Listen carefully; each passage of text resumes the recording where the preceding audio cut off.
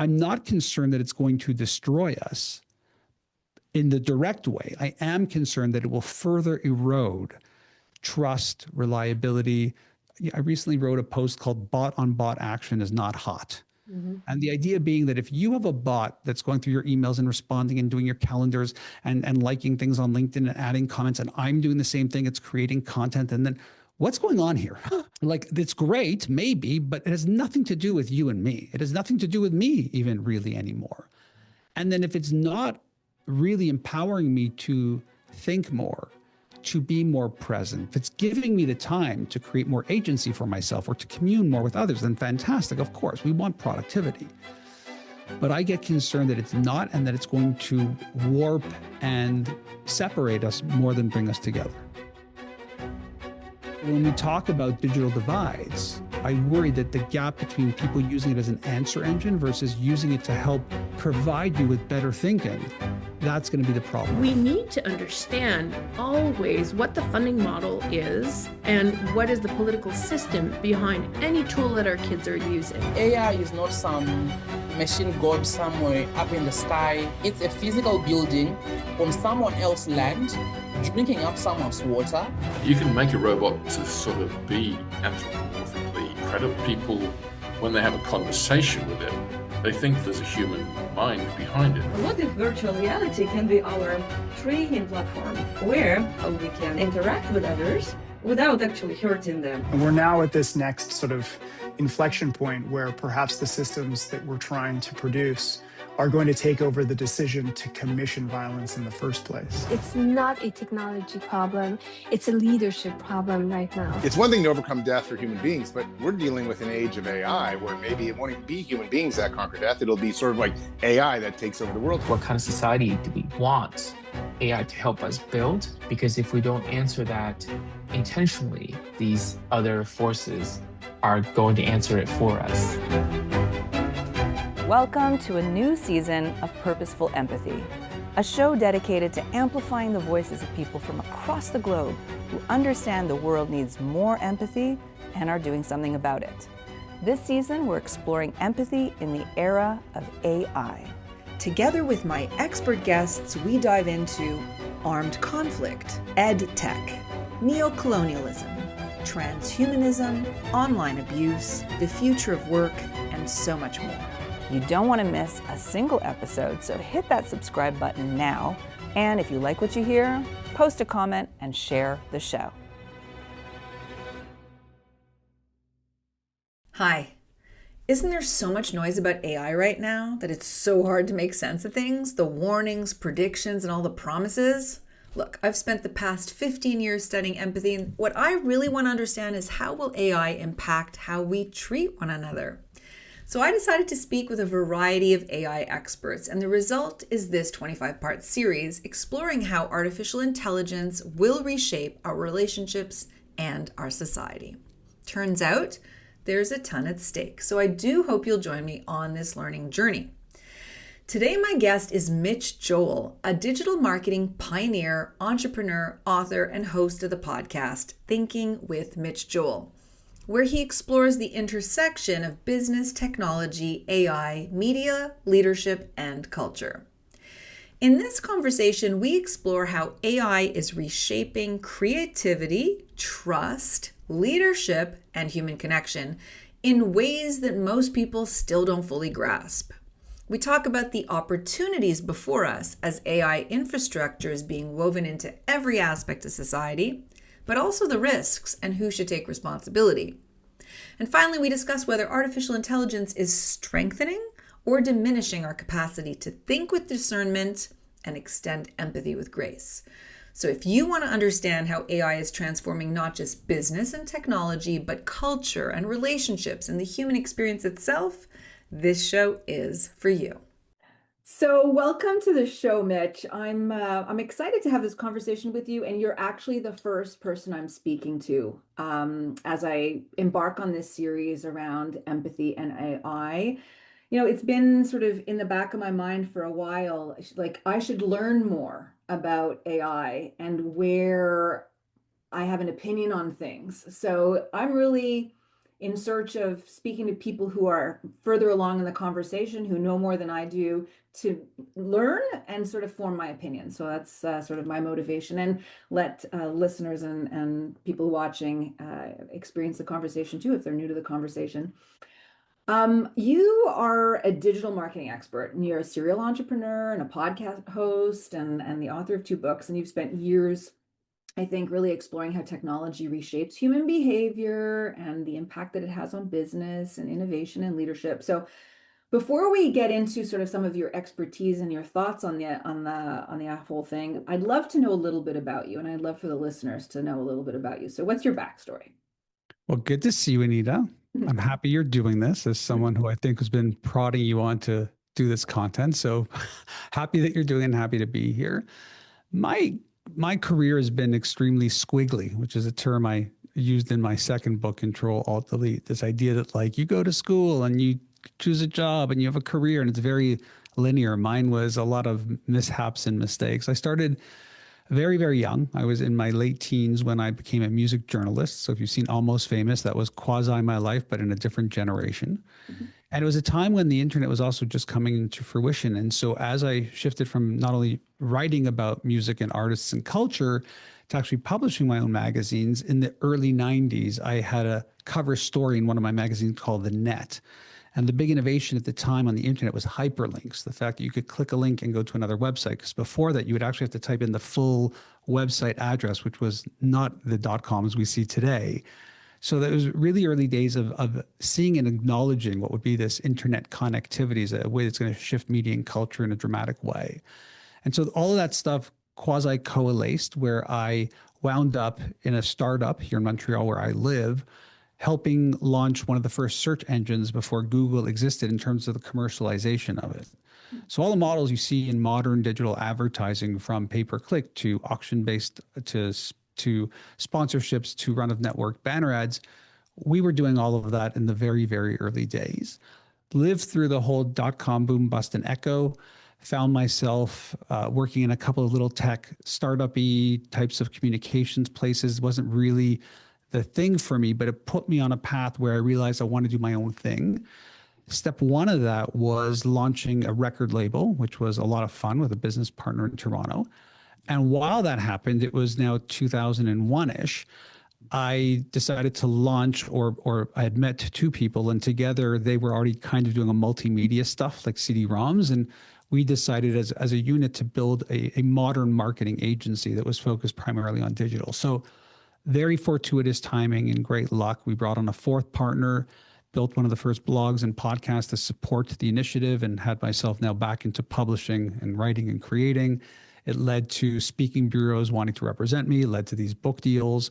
We built this agency over many years, sold it about 12 years ago to a very large public company. And then I left that business and came with my content. And so I spend my time primarily speaking, creating my podcast, writing. I do investing, I do some advising. And then I also have a new startup called Thinkers One, which is a way for companies to essentially buy a customized, personalized little keynote for their regular meetings or their gatherings. And I find myself in what's now called very commonly a portfolio career, which is kind of what I'm doing now. Beautiful. Okay, awesome. You mentioned your second book, Control Alt Delete. So I actually wanted to visit that. The Amazon description reads, "The DNA of business has changed, period, forever. You can blame technology, smartphones, social media, online shopping, and everything else, but nothing changes this reality. We are in a moment of business purgatory." Now, in the book, there are 5 major changes, and I'm going to ask the question, with the advent of AI, how does the list hold up, and what would you want to add? Okay, so my takeaway. Hold on, we have to frame this, Anita. We have to frame it. The book came out 13 years ago. So if you're asking me to remember these 5 movements, I'm going to stammer a little bit here. I will. I'm Okay, ready for this. I'm ready for this. Okay. Okay, 5 major changes. Technology is invisible and total. I'm kind of paraphrasing a bit, Yeah. but this is one of them. Change is constant. There's no new normal. Continuous reinvention is key. Number 3, trust has shifted from institutions to individuals, and reputation has become fragile. Number 4, Audiences have become participants. Organizations have lost control of the narrative, and engagement is dialogue. And 5, speed outpaces reflection. So, wow, nice to see after 13 years. Right? I'd think I got a 4 out of 5 on that. The last one, I think what we're experiencing is a bit of a transition. One of the new tropes that I'm pushing out is that when haven't we heard that speed is speed? I mean, I think back to when I got the first personal computer. And from that moment on, I was a young guy. It was everything's fast, getting faster every year. It's fast. You have to go faster. I'm getting to the point in my more advanced age now where I'm trying to push onto people that speed is somewhat boring and it's in abundance and who cares. I mean, that's the AI stuff we're hearing right now. It's going faster. It's going faster. It's a way to create corporate and cultural anxiety, I believe. Mm-hmm. And so my new formula is that direction plus momentum is greater than speed and more important. Mm-hmm. Being able to be thoughtful about where you now need to be in this fragmented, disintermediated world where that conversation that I was right about has become also toxic in that I came at that book with a very positive Pollyannic approach. The failure of that book was not recognizing that it would cause complete calamity and mental health problems and all that, because who would have thought? You would have thought that, oh, now we're connected and we're more sensitive, we're more empathetic to one another. And I don't even know in the convolutedness of algorithms and power how we got here. So those are the areas that I would push back on and think might require some type of review. But I am on a mission to kill the idea that speed matters. I think speed is just like air and getting a paycheck. So direction and momentum. Right.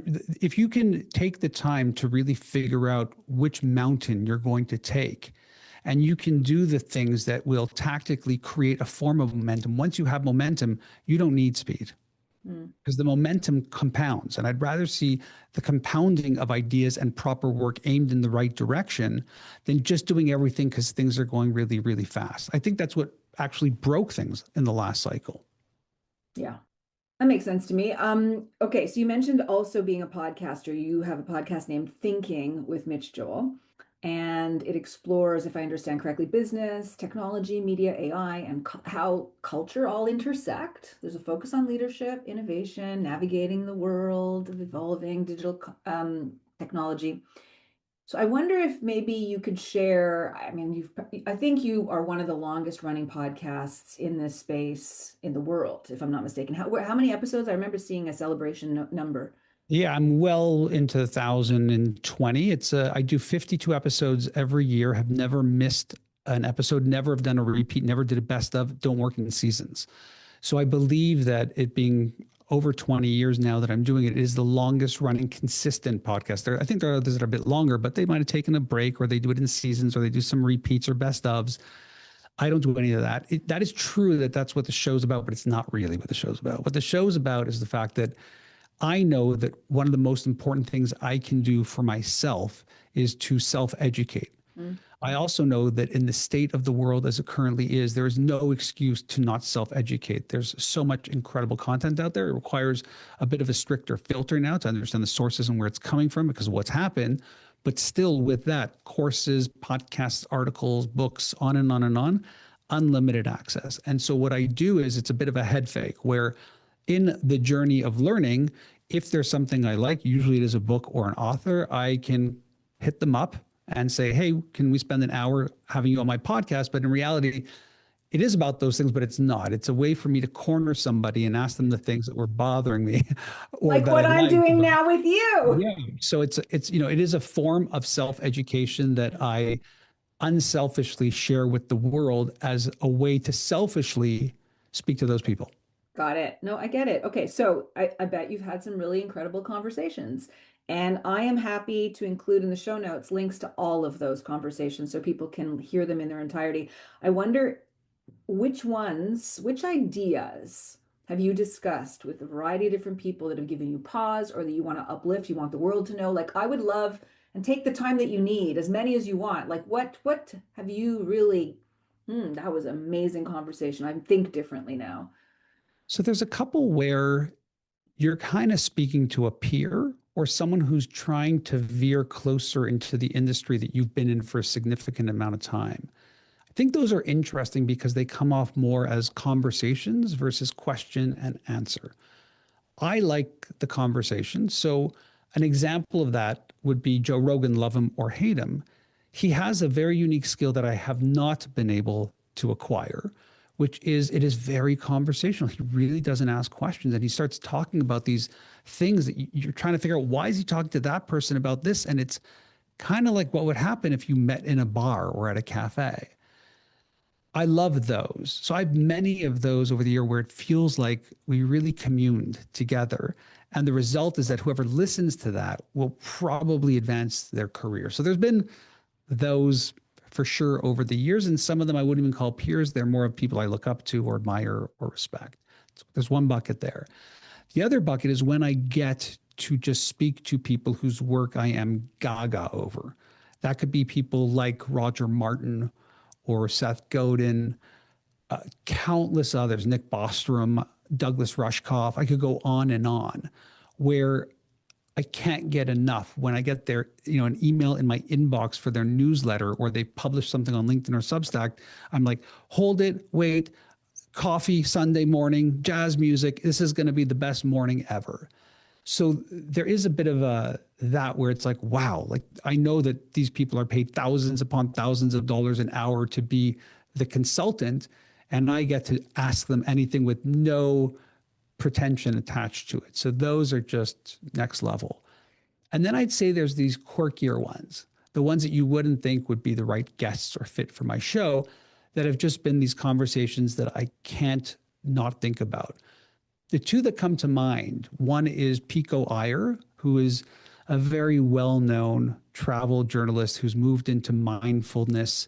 He's somebody who was actually very close with Leonard Cohen, that they actually were at the same monastery together and spent time together. But his writing is just so beautiful and so still in what he does. And those conversations, I don't know, they just stick to me like porridge. Like I can't shake them. I could even go back. Normally, I cannot listen to my episodes after I've done them. Those I would go back to. For those who want a little bit of pop culture with Pico, if you saw the new movie with Timothée Chalamet, Supreme, I don't know what it's called. I've heard of it, yeah. Ping pong movie. He is apparently in the movie and is his enemy. What the director likes to do is find people who he likes to find people who had never acted and puts them in movies. And so Pico is like a co-star with Timothée Chalamet and Marty Supreme. So there's a little piece of information there. One recently I had was Toby Stewart, who wrote a book on status, which is something, it's a topic I've talked about and read about, but there was something about his book, which is called Anointed. And maybe, again, you know how this is. It's like a song. When it lands, it just kind of can land at the right time, and then it becomes part of your fabric, your internal fabric. That's kind of what happened with this conversation, where I thought, I hadn't thought about status in that way. And it really gave me a different perspective on the people that I'm with. Because, I'm fortunate that I hang out with some really interesting captains of industry. And you think that they are so smart and precise in this. And you realize, oh, they're just in the status game. All of us, we're all in it, good and bad. It's not all bad. So conversations like that, where it's like these different topics that, don't necessarily wouldn't think about, and then suddenly you're thinking about them and you're like, yeah, like, why is that? I had a guy on who wrote a book about the history of the notebook. Like, I love notebooks. I love taking notes. I'd never thought of it. And this book it was such a fun conversation around everything from, what pens and paper you like to just understanding how, wow, what an incredible technique I've developed over my own career without knowing it, that enables me to think in such a divergent way. And that it's all related to that tool that, who came up with the notebook? Why was that invented? So all of these weird stories also fit in that third bucket for me. Sounds like you have a lot of fun with your show, and 20 years is really remarkable. How often, just ratio-wise, are you a guest on a podcast? I'm just curious. I don't know the answer to that. So I get asked to do, I'd say, a handful a week, and I don't do that many. I choose one or two here and there from time to time. I started off in journalism, and so the story I tell people is it's very weird how all of this tech stuff evolved, because I find that most people, to use the magazine analogy, want to be on the cover of a magazine. And what I realized, it took me a long time to get here emotionally, is that I actually don't want that. I want to be the person who writes the cover story. That's what I like. And so I don't mind talking about stuff. I don't mind having conversations with people or being on podcasts, but I prefer learning rather than telling. Okay. So you're out of your comfort zone. I'm not going to be not at all. and have a conversation with you. I have some serious questions. I do a lot of media. I do radio every week. I'm very happy to do it. It's just more about where is my energy best focused. So the question would be, am I better off being a guest or doing that next conversation? Right. That's all. Fair enough. Fair enough. Okay. So AI. When you look at how it's entering our lives, what feels genuinely exciting to you and what may feel unsettling, like at a global level, at a personal level? Yeah.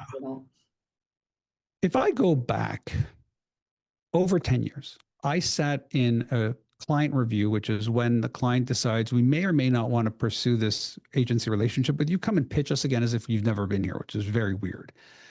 It can be augmented when the people who are the client across the table are newer to the actual business than you are. You have more legacy because you've been there. New people come in and switch. So I've been in these situations. I was in one for a major client of ours.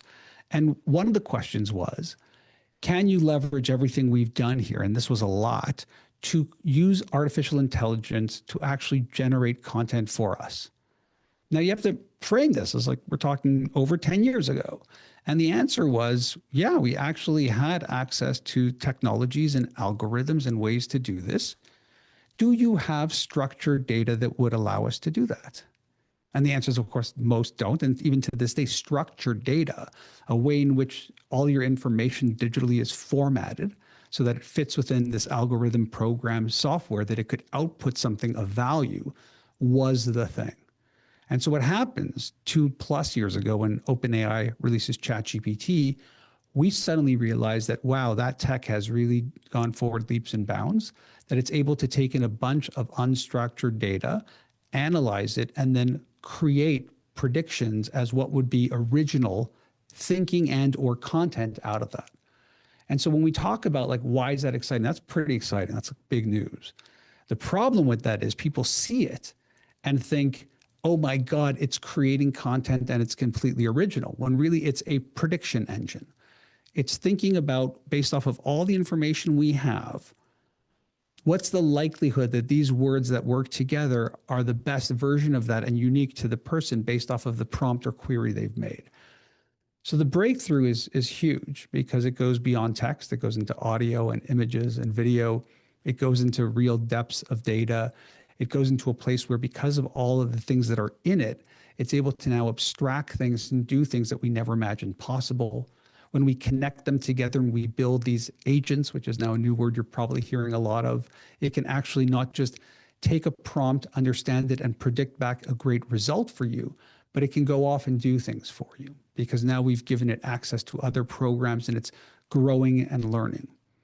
So the exciting part is, wow, we may have access to a super intelligence that just can work in ways it must feel as if when you were in math and suddenly someone showed you a calculator, that it didn't take away the work. It actually expanded it in a way that was exponential plus.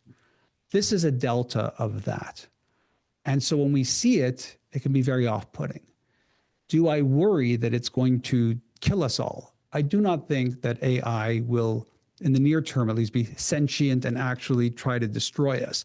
I do believe, and my anxiety resides in this place where it doesn't need to do that to kill us.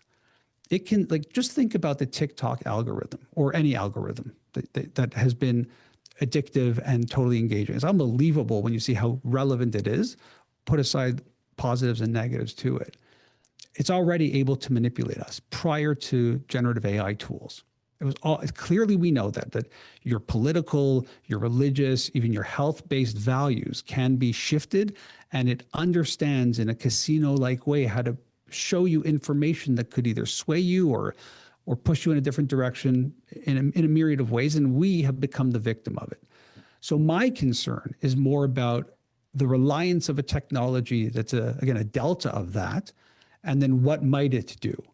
And so more recently, what I've been trying to push onto people is this idea of they see AI right now as an answer engine. I ask, it answers, and it is true. And is the answer good? I'd say the answer a lot of the times is better than the answer most individuals could come up with, which is its own little challenge and opportunity. And I would argue that it is, again, just a prediction engine doing it, which might be a signal back to us that we are not as smart as we think, or not as astute, or didn't maybe pay attention to how ideas come into our brain and how we communicate them in a way in which a computer can now match and or do better than this. The reason I said put that to the side, the answer engine part, is because what will happen, and what I believe is happening, is that it answers to the mean. It has so much information in there that if you ask it for a great essay on your book, it'll give a good enough answer. My argument is that that good enough answer is probably way bigger and better than most people could have formulated on their own. So you have a big swath of our population now that is going to use this as an answer engine. The challenge and opportunity there is people like me, and hopefully people like you, use it as a thinking partner.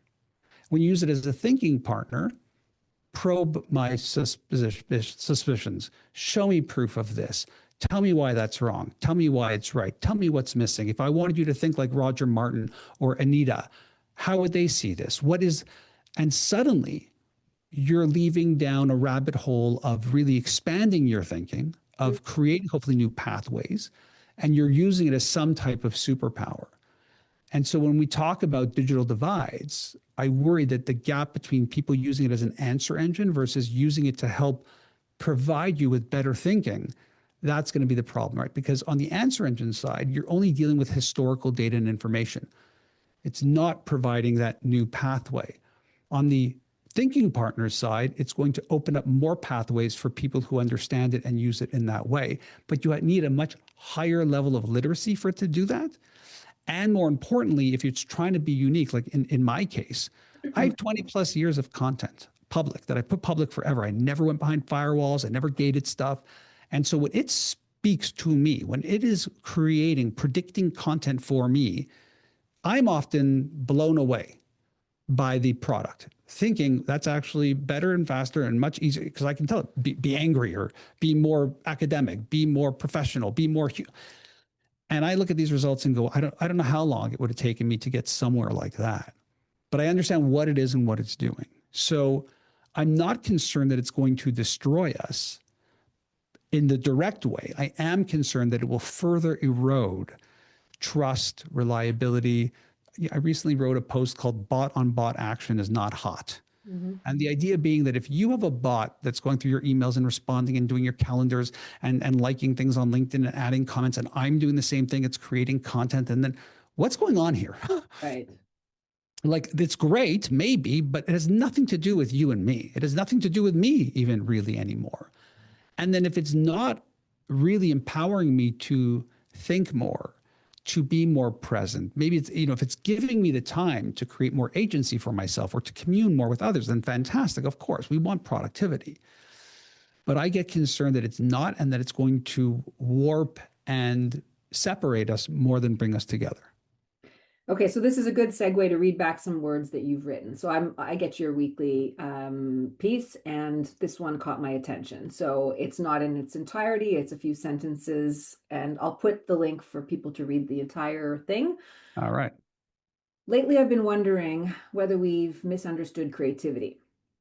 Creativity doesn't start with output, it starts with presence. I'm starting to think that AI complicates this. It feels like we've become good at replicating the shape of creativity. It gives us creative results faster and we can form better questions. And most of it is better than pretty good, if I'm being honest. How long will taste, judgment, and discernment be uniquely human, you ask? I'm constantly reminding myself that creativity isn't a feature you turn on, it's a way you move through the world, and no machine can do that for you, at least not yet.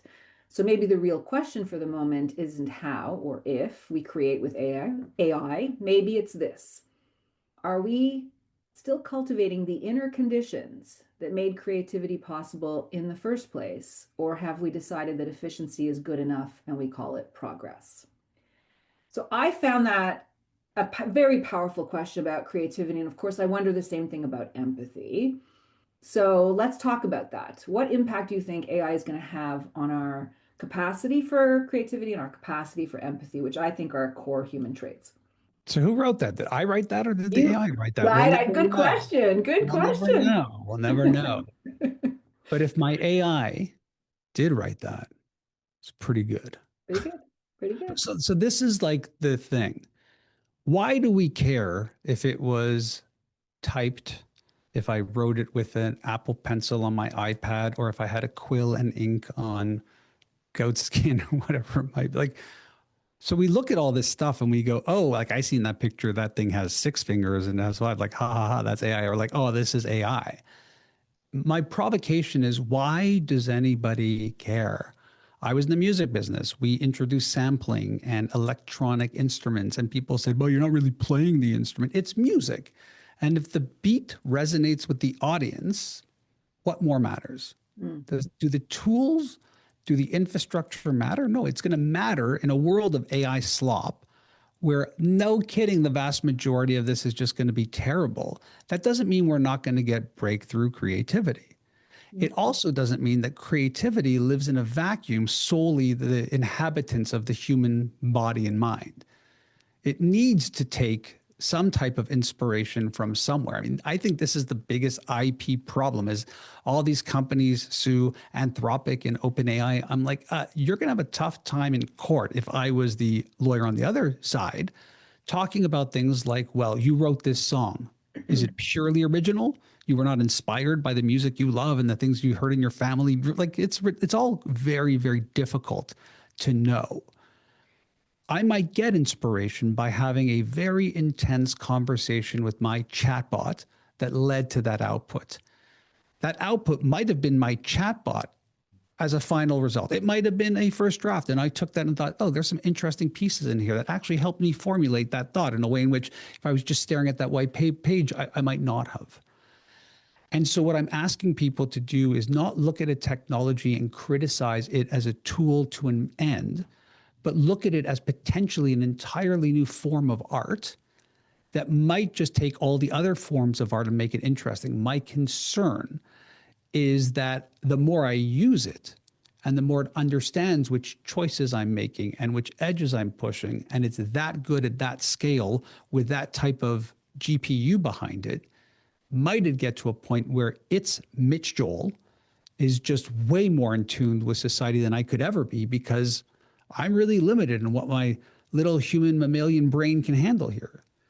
And so I'm asking people, in the experience of playing with it, to not think of it in stasis, as in this is what it is today, which means that is how it is tomorrow and I will be tomorrow, but to really use it and think about it and have the humility to say, I'm probably going to be wrong about answer engines versus thinking partners at one point soon. The provocation I was saying to audiences and talking about the other day is, who gets fired first in the organization? The person who uses AI or the person who doesn't use AI? Think about that. If you don't use it, you're still doing your tasks, your work, your job, your contributions. If you do use it, you are essentially signaling and giving to the company all the prompts, all the results, all your redirects, all your corrections, and it will essentially know you and how you do things better than the person who's not using it. You might actually be the person who's using it, be fired first, because we can now turn that into a bot potentially, hopefully not. So that's the real question, is who are we in a world where we now have this? And that's going to be the challenge with everything, creatively and otherwise. I mean, the guitar changed dramatically when it had amplification. And that wasn't that long ago. Yeah, when I hear you talk about this, I'm like, okay, if we all have agency to use AI, a product like ChatGPT as a partner to refine our thinking, like we would if we were just having a chat with somebody and just stress testing some ideas, right?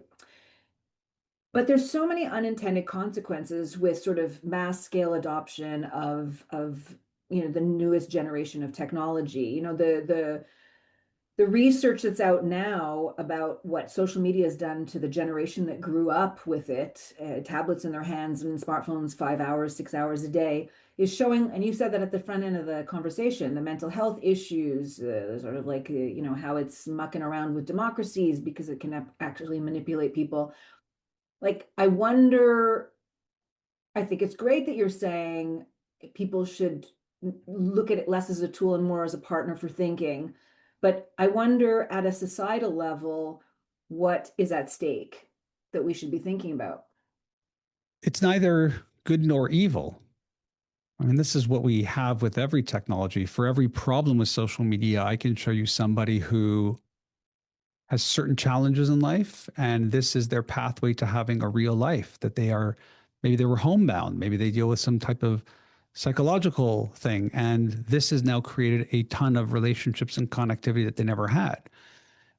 Dating, online dating was a very shameful thing when it first came out. You would never do that. So you were relying on finding a life partner based off of geography. Mm-hmm. Who's in the 3-kilometer radius of my life? And now suddenly you're open to the world, and maybe, and the data might speak to this, you are more likely to find someone who is more like you, who is from the greater pond, as it were. You might be in a place where you think, I have an aging parent, and the fact that they can do online banking or order their groceries to come to their house, and they're not breaking their hips and knees because they have to go out when it's icy. So we've had incredible things that it's given us, and it's created incredible jobs and new businesses and new opportunities for people, new ways for us to connect and do a conversation like this, and for you to broadcast it to the world to hear. So we have to be able to look at it at the grander scope and not diminish the fact that it can be used for evil, or was used for evil, or people are. I think that is just society in general. Do I think it's going to be weaponized? I think everything at this point will be weaponized. Does that mean we should push our leaders and governments and communities to do something about it? Absolutely, we should. Mm-hmm. The reason we have unleaded gasoline is because mothers got together and decided, and that pushed through government into regulation and legislation. So we have to make choices too. One of the main things I have when it comes to screens is that, the line I had is, you're only going to be as good as the worst kid/parent in the group, right? So if that parent decides to give their kid in grade 4 a phone, that's the baseline. Mm-hmm. And so the problem isn't the fact that the kids are doing this. It's also the problem that the parents are those people. When you're screaming about your kid being on their phone too much, why don't you go look at your own screen time first? What are you modeling? Mm. What is your work like? And then that's the other argument. So what are we going to do? We are sending them to school to learn how to be future ready, but now we're not going to have the tools that are the actual things they will use. We're going to wait. So there's all sorts of problems that come out with these problems. And I don't think as a society we've at all been really working on it. I think we talk about it, but we don't really do it. Well, I know that Australia, I think it's Denmark and Spain now, are on the record 15 and up, and no technology in classrooms now. They're walking that back. How do you feel about that? I think it's great. I don't think you need to have it all the time. And I can tell you, as somebody who worked really directly with schools about this initiative, that more often than not, it's not actually the kid, it's the parents. Mm-hmm. They want to be able to, did you make sure you have this? Don't forget you have that. After school, I'm coming to pick you up. It's this digital helicopter parenting that is part of the crisis, that isn't even related to that. Of course, there was the Wait Till 8 initiative where people were waiting until grade 8 to introduce these things. There were communities that stood by this. Of course, you're never going to hear me say things like they shouldn't. However, if you are in class learning, there's no reason why you can't write and build on a laptop as an example versus an alternative. The problem is they allow access to YouTube and online games at the same time. So is it the tool or is it the access? And so when we talk about these things, I'm always like, we are often talking about the wrong thing. Phones are bad, ban phones. Okay, but a phone is a parent, it is a community, it is the individual, it is a hardware, it is a software, and it is a content problem. And when we have the conversation, I feel like we're talking about one or two things. And it's hard to solve a problem when you're not talking about the majority of the problem around it. And so it's not that I think it's bad or wrong. I'm obviously a proponent for better health and better usage of all of this stuff. You can read my stuff. My joke was, I used to sit with friends and their phone would ping. And my line was, you know, it doesn't have to do that. Like you can just turn off all your notifications, right? What if we just turned off all notifications? What would that do for us as a society? Mm-hmm. So like, there's just all of these things that I think are unfair conversations in a world where we're not ready to have the whole conversation, because the whole conversation makes it massively uncomfortable for the people who are around the infrastructure. Mm-hmm. You know, I mean, you know what this is like. If we said, oh, okay, let's take those devices away, you'd be like, ah, but like then I won't know where they are and I can't see where they're like, it's a different society. Mm-hmm. And so this is the problem, is everybody says it, but when it comes to doing it, everyone backtracks. Mm-hmm. Hmm. Okay, I want to ask you to give additional layers of complexity to something else you've written. These are your words, and again, I'm picking and choosing a few sentences along the way. This is fun. It's fun. I had a moment that made me feel uncomfortable. Sergey Brin, Google, remarked that chatbots perform better when we threaten them with physical violence. The headline version sounds like this: be rude to AI to get better results or better answers. But that framing misses the real issue. The truth isn't that AI models respond better to hostility. It's that we keep insisting on treating tools like beings and then feel morally weird when the illusion cracks. Which brings us to the real cultural tension. We keep anthropomorphizing systems that don't have inner lives. We say please and thank you. We apologize to chatbots. We worry about being rude, not because the machines care, but because we're practicing being human in the presence of something that sounds human. Being polite to a machine doesn't make it perform better, but it does train us to blur the line between tool and companion. This isn't about threatening machines. It's about stopping the performance of politeness where it doesn't belong and redirecting that energy back where it does, toward people and how we speak to and treat each other. And that's a cost no prompt optimization can fix. So when you hear those words, I'd love for you to share about your thoughts and elaborate. There was a time in a less civilized world, but still less civilized than what we have now, even, where we call them keyboard warriors. Mm-hmm. Oh, you're really comfortable making that comment on Facebook, but you'd never do that to my face. Mm-hmm. And we have crossed the chasm on that one. We will say whatever we want to anybody. We see them online. We see these videos being taken. We see it in our politicians and our leaders. We see it everywhere. And so that's what I think a lot about. The fact that there was a bit of you're really brave when you're in the basement on the keyboard, but would you actually have the courage to say it to our face? And I think that transformation of that type of attitude being quote unquote okay, acceptable in public, has been where the real erosion lies. Part one. Part two on that would be, I have a greater thought that we have left the attention economy. And because of these types of technologies, we've entered the intimacy economy. Mm-hmm. What do I mean by that? When you type a prompt into Claude, into DeepSeek, into ChatGPT, why doesn't it just give you the answer? Do you ever notice what it does? It says things, mm-hmm. thinking, looking for sources. And then when it starts giving the answer, it's like typing it. It's like when you text somebody and they go to text you back and there's the ... And when you don't see an answer, what do you think? Oh, they've ghosted me. We have a term for this. Like, you totally ghosted me. It's feigning intimacy. And I believe it's built into the design to make you feel like it's speaking and creating just for you. And I think with that is a beautiful component of design thinking, and also a terrifying way for the non-sophisticated user to not even realize that form of manipulation. And so suddenly I'm intimate with it and telling it problems because I want to see how it answers. And maybe not even realizing that it's not so much how it answers it, but it's the form of which it's creating it.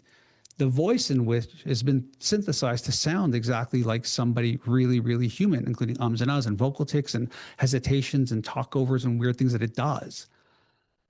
I've seen that in generic marketing. I've seen that in tools like Snapchat, where just the fact that it's ephemeral, that I send you something and then it disappears, and how it makes you feel like you saw something and that it's not part of the general database. Or how brands will do drops and people just know to come to the store at noon. And it's just for you. Like, I think those are really interesting ways to build audience. But I think it's equally dangerous to start feeling like everything you're connected to online, from the people to the content, is intimately for you. So another great example of that, great being good and or terrible, would be the FYP, your For You page on TikTok. Like, you and I can have the exact same interests, but my For You page is just mine. Like, that algorithm breaks because it's not a social network. I'm connected to this person who watched that, so I should watch that. It's based off of the interest network, which is just you. So again, we have the exact same interest and be following each other on TikTok and never see the same videos. It's unbelievable. And I feel like there was this shift that is happening, and it's in those words as well. And no one's talking about it. Like, no one's talking about the fact that, oh my God, we are in a place where a brand can send a message to Anita and Mitch, and it feels completely personal and uniquely created for each of us, even though the source is the exact same with a similar end message, whether it's to buy something, watch something, do something. And we don't talk about that.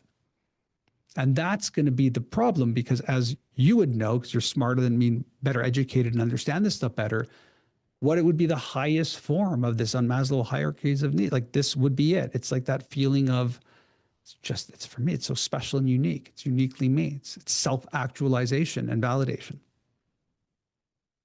Okay, so that brings us to this conversation around, you've mentioned the intimacy economy. I heard Esther Perel talk about artificial intimacy and how just the idea that it's just going to be so much easier to turn to our AI chatbot for, you're having a problem, having a rough day. Like, they're not going to judge you. They're going to say exactly what you want to hear. You can actually prompt them to say, be like trauma informed, like the whole 9 yards. Well, I think the delta on that, I've seen Esther's work and I've been talking about this on stage, that it's all that. But I think the bigger thing is it remembers everything. It remembers everything you've told it, or maybe even things you didn't tell it because it's online. It not only remembers everything you've told it or that it knows about you, it also knows exactly how you prefer to be spoken to, because based off of the signals and how you respond, it does have the ability to zig and zag and give you a different answer, versus the systems before that were very, if they say this, it's like a tree. You go to this route and to this route. But now, because it's generating it, it's able to know certain words get you to do something. And so what happens is you don't actually have a companion or a relationship. So entirely one way. A relationship isn't that. It's not remembering. It's dealing. It's trying to figure out. It's trying to understand people. I mean, how often are you with your partner and you don't even understand where they're coming from, or they're on a topic and then they jump to another topic, and all of that is what creates frustration and fights for sure, but also the dynamicness of building a healthier relationship. There's none of that. So I would argue that using even the word companion or some type of relationship is a misnomer. It's none of that. It's binary. It's one way. There is no two-way in this at all. There's nothing in this that makes it a relationship as we've defined relationships to date. The bigger idea here is that we may be heading into a trajectory where we're going to have to redefine a lot of things. And I think that's one of them. I think companionship is one, and it's actually a small one. I think the bigger one is, what does it mean to be intelligent? Because that's the real thing we need to talk about.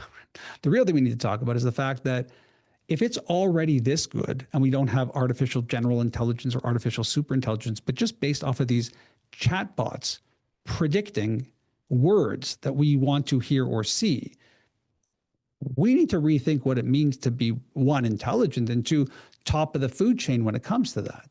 Because it feels to me, that it's already better than so many people in our population.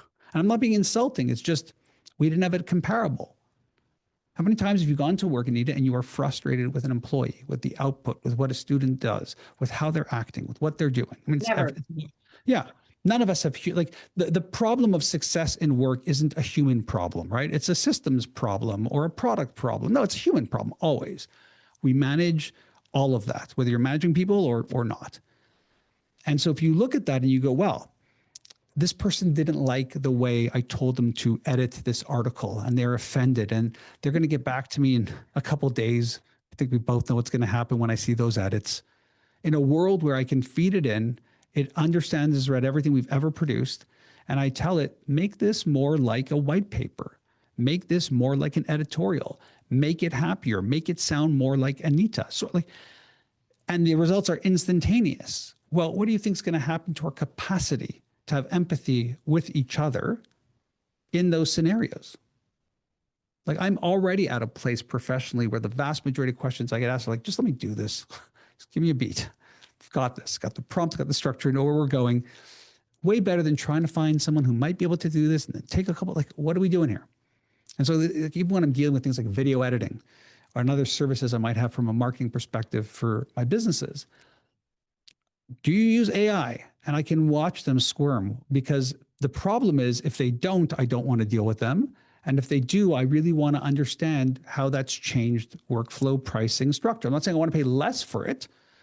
I just don't want to be lied to. I don't want to know that we left this meeting, you took the file, you did it instantaneously in generative AI, and you waited 4 days because you wanted to make it look like it took you longer.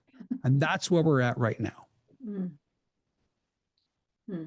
Okay, so I remember being at a conference a year ago, and I'm going to find the gentleman's name and put them in the show notes, but he spoke for about an hour, and his expertise is addressing existential risks. And he was asked by the conference organizers specifically to look at chat, companion, tutor / friends for kids. Okay. Now, there's probably no parent out there that wouldn't want a personalized learning friend, companion, bot, whatever you want to call it, at home for their child, not only so that they can, learn at their own speed and in their own learning style, but also to keep up the Joneses and all those other parental issues. So let's say, the dream was everybody was going to have a desktop and people were like, that's crazy. And then sure enough, everybody has a phone, and now children are going to grow up with these little friends, okay, to help them learn better.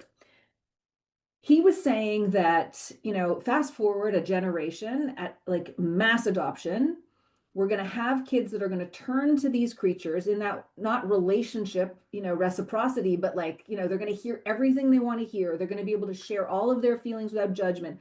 No parent is going to give them a lecture on anything. He predicts that we're going to have a generation that is actually going to have a disconnected relationship with their parental units, because they're going to be able to have their emotional needs met by the machine. Maybe. Yeah. I mean, it's a very plausible future. My work revolves around futures. I think there's many possible futures. I don't think there's one future. Is that a possible outcome? Absolutely. Do I know enough about psychology and childhood development to comment scientifically whether or not that's going to happen? No. Does it make perfect sense? It does. The better question that we have to start thinking about is something like that is probably going to happen. So let's put how it informs them later away. Now we start asking questions like, would you rather have every young person have access to a cognitive behavioral therapy bot than having no access to mental health information in that way? Would it be great if there was a bot that was trained on your exact school system, the pedagogy, the teachers, and everything, and could work with this child on demand, looking at their work through the camera technology or whatever, and be able to direct them and help them learn in a more progressive and proper way, versus maybe you asked your brother, they gave you the answer, you had the test from last year, blah, blah, blah, or you went to a tutor and they don't know the school system and they have a different way. Like we know here where we live, the French math versus the English is everything. So would you prefer that we have millions, if not billions of people without access to mental health services, or at least they have something? So the answer, I think where we're headed is that would be kind of good, probably. The problem becomes, does that mean that only the wealthy or powerful have access to humans? Now, is that fair? That's not fair. Probably not fair. Multiple futures, many things that are probably going to happen, good and terrible. But I would bet that the delta of at least being in a place where maybe suicide rates completely collapse, It's not good that they're doing this, but it's better than the alternative maybe. So I'm not making that judgment call, or I just look at it like there's probably multiple futures, just like I've now lived through with social media. I mean, who would have thought in a world where we can all share and connect and be with people that were, 1 or 2 degrees away, or even 1 degree, that you don't see that often. And suddenly you're exposed to their life, and I do. I feel connected when I see people. I wake up in the morning and I go on Facebook and I wish people happy birthday. So I didn't know it was that person's, but that's amazing. That it's also going to be this engine of narcissism and showing off and performative and not authentic and do I not want it? Do I want to go back to, I don't know. Like, these are the very complex questions. Yeah. The challenge with it is here. We have historically been not good at regulation and guardrails. In the current environment, I'd make the argument that the economy is doing exceptionally well for these 7 or 10 companies, and that these politicians and governments have no other option but to let them run. And in a world where we were about to shut this all down and put them all on trial and figure out what is what and come to some type of resolution, whether it's positive or negative or what, and I don't know, we have decided to let them build data centers the size of Manhattan. So now we've not only given them economic power, which they had, we've given them energy power. They're going to control grids, and we've given them political power as well. And again, what do we really not want to talk about in these scenarios? And so when we have these more global, empathetic ways of looking at it, you can see that the real impetus should be on the citizens and the government to put frameworks and scaffolding in place that we can at least look at it in a non-slowing it down, trying to stop it way that's not going to work, but in a safety way. And we are in a world where the leaders of these massive tech companies were not sending their kids to school that had technology. And I'm not saying that that's an indictment. I'm just saying that if you said to them, it's a safety issue. It's not to regulate like we were talking about social media content. What's the real problem? The real problem is that you and I grew up in a world that had age ratings. You couldn't walk into an 18-year-old movie if you were 12. And if you did, it's because you had fake ID and whatever. You get an Instagram account, it's unfettered. You will watch a beheading in your first 30 seconds. And we don't want to talk about it. Video games have age restrictions. We ignore them, but they at least have them. What is going on here? So it's to me, it's less about these kind of nuanced things. And it's the bigger thing of why are we taking away the scaffolding? Why are we allowing for there to be no safety? I am not talking about slowing them. I'm an investor. I'm an advisor. I like these companies. I love the platforms. I don't love what they're doing all the time to everybody and myself. So what do we do in these scenarios? And we are talking about it, but what are we doing about it? Okay, so this is an excellent segue to your third and final piece that I want to read back some of your words. But I just have to say, when you post on Facebook on some of your walks on Mount Royal and the pictures that you post, I love them. So It's been years since I've done that, but thank you. Now it would just be a boring. No, I've seen. Yeah, no, it's been no. It's been years, but this is another brilliant thing. Is you say that if you look on Instagram, it's been years since I've done that. And this is the other problem is we formulate our own, which is fine, our own visuals and ideas. I told you prior to recording that I'd lost some weight, I've been on a bit of a health journey. When I tell people this, they are in shock. Why are they in shock? Because when they close their eyes and think about me, they think about my online persona. And I didn't have pictures of me when I was in that shape, right? And so it's interesting that to them, they're like, oh, you look the same. I'm like, no, you have no clue what happened in the span of 2 years. And this is that too. It's this weird compression of time, especially in the media, where we forget these things. I mean, I'll get stopped and people will say, I love your writing in the Montreal Gazette. I remember the Montreal Gazette in years, like years and years and years. So, but nice, but so that's the other thing that happens in this is we have these weird links and connections that are here that almost don't exist really. Right. Yeah. Okay. But I want to come back. Okay. So you were talking about something sort of at a big meta level. So here's what you wrote. Platforms aren't neutral anymore, and freedom without structure, regulation, and immediate oversight isn't freedom, it's abdication. When intelligence becomes infrastructure, just look at Grok's 20 billion raise and the plan for those funds, or Meta's data center plans. Who is willing to take responsibility for what it does to people at scale? Because if no one owns the consequences, someone else will eventually own the rules. And that's the part no one in power is proactively talking about. I'm not even sure where we go from here if safety isn't our first priority. Oh, So when I read that, and it's exactly what you just finished talking about, we segued, yeah. you sound like, to me, it sounds like it's a little down on tech. I'm not down on tech. And I would never be down on any form of technology. I just do look at the delta, Anita, and go, our world is so much better than it was. Do not believe what the leaders are telling you. If I transported all of you to your grandparents' house when they were your age, you would want to come back here, whether it's because there's air conditioning, or whether it's because workers had different rights, or whether it's because women had different rights, or there's more equality, or there's just more way for you to have upward mobility and more options for you to work, and on and on and on. We are in a way better place, believe it or not, than we were in any generation. If you look at even the impact of technology, it has driven forward both GDP, both economics, which allows people to pay taxes, which allows us to have infrastructure. There's been technology that has helped us from healthcare to education to our own work that's made things much more good. The vast majority of work is knowledge workers. We're not exactly out there digging holes or mining coal mines. So when we talk about other generations, not that those jobs aren't important, they definitely are, but the optionality was not there. The fact that you can work in a Starbucks on a laptop and generate six figures and you're complaining about how bad things are is a big indictment on the evolution. So I'm not down on technology. I'm down on any world where we now have a lot of access to everything. And in everything, we see a lot of the evil and the harms and the problems. So everything's going to have problems with it, but that doesn't mean we should stop it. Fire can cook your food or burn down your house. A knife can cut your food or give you stitches.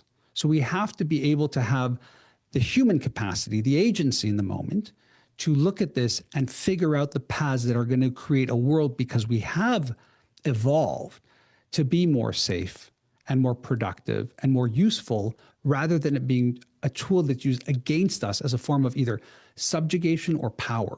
So I'm exceptionally tech optimistic, but I'm also a realist. Okay, we're coming to the end of our conversation. I have two final questions. One, because this is a podcast about empathy, final thoughts on what you think the new era of technology, how it may, what we need to think about vis-a-vis empathy, the impact it might have on our capacity for empathy. I think we've talked about it. It's its ability to imitate it and make us feel like it's real. It's its ability to constantly reinforce us, even if it's reinforcing it as a negative, the positive even worse, creating a false sense of empathy. Because what happens is, what we don't realize as human sentient beings is that all of that reinforcement does give us that plasticity, and it will align us more to that. And so when you are dealing with other beings outside of your screen, you may feel somewhat affronted because you're no longer used to those types of interactions. And so you have to constantly think about that agency and think about that commune and be in places. There's a reason why silent book clubs are all the rage. There's a reason why there's more and more independent bookshops being opened and Barnes and Nobles in the States and on and on. There is movement towards people saying this stuff is great or terrible, but there's also more. I look at it and go, like, how wild that after COVID, the continued resurgence of what I'll call the shopping mall, because they're not really shopping malls anymore, they're community centers almost. Just look at what goes on as people do want to go out and sit and be amongst each other in a world where they could easily just order it on their phone and not go anywhere. Yeah. So we have that in us. So my big takeaway, and the reason why I'm having these conversations is sort of to figure it out. My takeaway from our conversation is these tools are with us and can be partners in our capacities. And at the same time, we need to buttress our relationships in real life with real human beings to keep that going. And both can coexist. Yeah. Yeah. I mean, what's the saying, right? The more things change, the more they stay the same. Right. Without this technology, we would not have been able to have this conversation. Without this technology, other people wouldn't hear this and think differently. And we need to think of it like Lord of the Rings, and it can't all be Sauron, right? It has to be a bit of the Shire and us living in the Shire and enjoying the Shire. Mitch, last question. I asked this same question of all my guests. Can you think of a time in your life when you were on the receiving end of empathy? Could be last week, could be 10 years ago, and what that meant for you. My line to a lot of people is, I think if I were hit by a truck and lying on the street and someone grabbed my phone, they would probably look at my phone and go, wow, he's led an interesting life in terms of who I've texted and who I have as friends and connections. I believe, and without knowing it, and I'm not even sure I know the full meaning of empathy, that I've just lived a life of real fortuitous relationships, and that I feel that every day I'll text somebody something and I cannot believe what comes back in terms of receiving some type of gift. So I'm very cognizant of it, very aware of it, and I try to surround myself with people who, I think it was Adam Grant wrote the book Give and Take.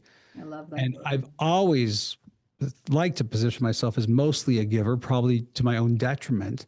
And I guess those are the characters I thankfully have been surrounded by. Well, since you referenced the book, I know the book, and I remember the story about the dude with LinkedIn, and you remind me of him. You are always ready to provide help, support, time. I'm grateful for your time for today's conversation, Mitch. Thank you for being on the show. And thanks to everybody who's been listening and watching. We'll see you next week at Purposeful Empathy. Thanks for watching. If you enjoyed this conversation or found it illuminating, I hope you'll check out the other episodes from this series devoted to empathy in the age of AI. And if you know someone who would enjoy the show, I hope you'll pass it along. Before you go, please hit that subscribe button, and I'll see you next week.